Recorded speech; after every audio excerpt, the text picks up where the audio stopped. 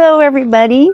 It's a foggy, wet day in February, but it's the perfect time to go out and prune the roses. I thought I would talk specifically about this rose bush. I've come to really love it. This is a Sweet Hips rose, and I believe they're exclusively from Gurney's, the garden company. And it's a patented plant, so it's more expensive. I can't remember how much I paid for it. I think it was maybe $35. But it's been the only rose that has actually thrived for me in our humid climate, with the others getting the black spot on them and just having a hard time doing anything with all the Japanese beetles. This one has been a really good plant. And it has really big hips, which I'll show you. They're dried up.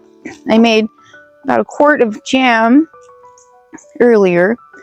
This is what the hips are, just huge. You can see on that one.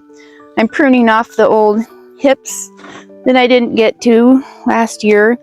It put on a second crop. If the beetles aren't too bad and don't destroy, it gets 2 crops. But you can see the little prickles on there are quite something. It is just covered with prickles. But it's a wonderful source of vitamin C. The rose hips are one of the best sources. You just have to make sure when you eat rose hips, clean out all the little hairs, because they itch coming out, and that's not a very pleasant feeling. So just make sure that you clean out all the inside, the seeds and everything. I'm just pruning it back to get it to be more bushy, because it's been getting a little crazy. It's gotten, I don't even know how tall it is, almost 7 feet tall. And this is a wetter part of our ground, because the gutter comes down here and drains out here. So I was afraid that it wouldn't thrive because it'd get too wet, but it seems to be doing really well in this little spot. And yeah, so you're not supposed to propagate them. That's part of the deal when you buy a patented plant.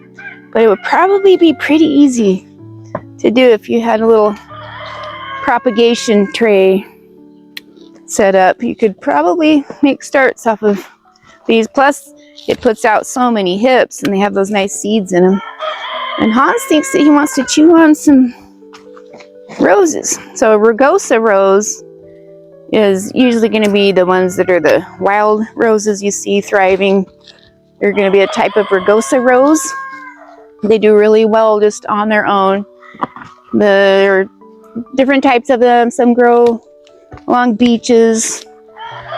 All those in that family have a whole lot of little prickles on them. And they're kind of wicked. You see how there aren't thorns on roses. Botanically, they're prickles.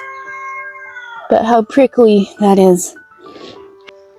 He's chewing on it now. He must have a bunch of prickles stuck in the inside of his mouth. Whatever floats your boat. But he's a dog that eats rocks, so we're no one to judge, right? So I'm just taking out the middle part here. I'll try not to say any words if I get stuck. Oh, it's all part of the fun. Look at that one. Look at all the prickles on that. That wild. They're just covered. They're really like a briar, but it's worth it. You just have to be respectful of it. And Hans is going to try to chew off the bottom of the rose bush. And it's kind of prickly, and I don't want it chewed off. But he's a special one. Thinks he's helping me out. As soon as I start pruning something, he starts going for it. I'm going to get rid of this one that's down here. And this over here. We need more pokies, pricklies. So, the seed-bearing fruit on a rose is a hip. I believe they're the only ones that have hips. Roses are kind of different that way. And they aren't thorns, the pokey things, they're prickles. So this is a Sweet Hips Rugosa plant from Gurney's.